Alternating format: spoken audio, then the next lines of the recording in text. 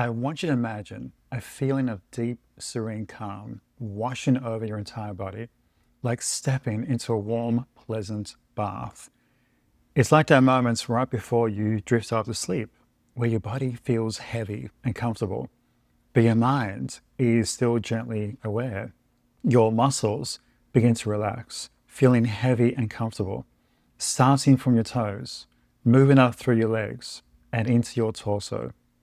Then imagine that soothing wave continuing, relaxing your shoulders, arms, and finally settling your neck and jaw, letting go of any lingering tension. Your mind, usually so busy with thoughts, worries, and endless to-do lists, becomes quiet and clear. It's not empty, rather it's focus on just one thing, one sensation, one idea. This isn't sleep, you're not losing consciousness, and you definitely won't be clucking like a chicken, unless you want to, of course. This is a state of calm alertness, a gentle detachment where you're fully aware but completely relaxed. Think of it like highway hypnosis. You're driving, you're present, but your mind is so absorbed in the road that time seems to just fly by, and you hardly even notice the miles or kilometers. Or perhaps it's like getting utterly lost in a fantastic book or a gripping movie, where the outside world just fades away. You're still sitting on your couch, but in your mind, you're right there with the characters, living that story. This is a doorstep to hypnosis, a natural, everyday state that we all experience more often than we realize.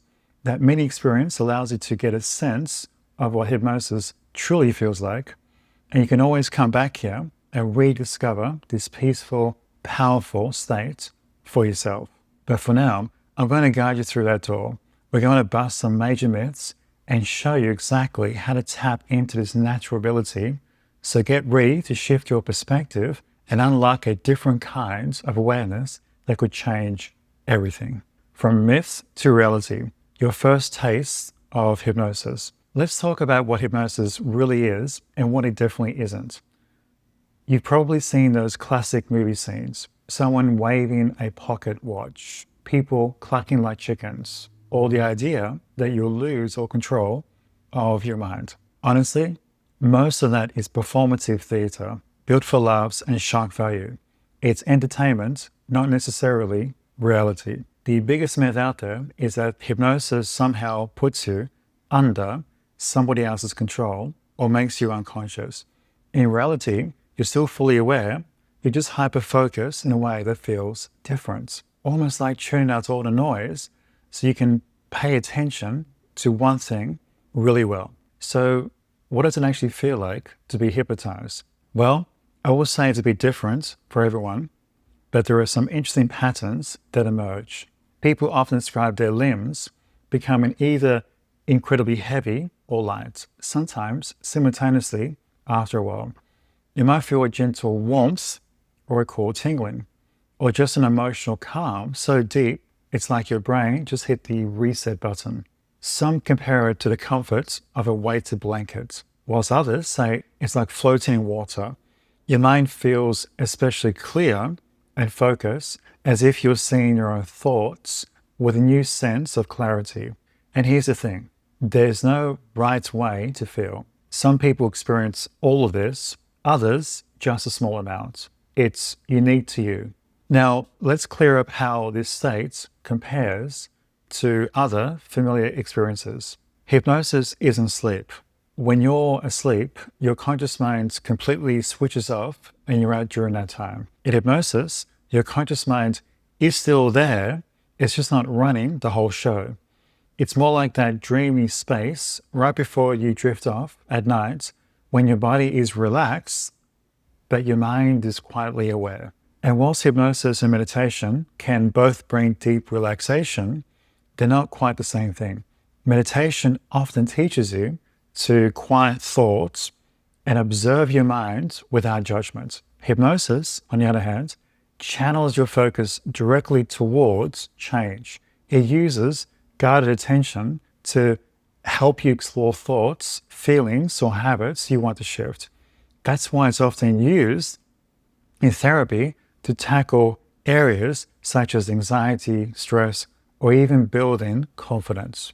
You might be wondering what happens during an actual hypnotherapy session. The process of getting into this state, called induction, is usually a gentle, gradual process. One common method is counting down slowly from 10, with each number helping you relax a bit more, letting outside distractions just fade into the background. As you settle in, your focus narrows and the world around you gets a bit quieter. It's not about being put under, it's more like being guided into a space where your mind can work with you, not against you. There's also a lot of confusion about whether someone else can make you do things you wish not to do.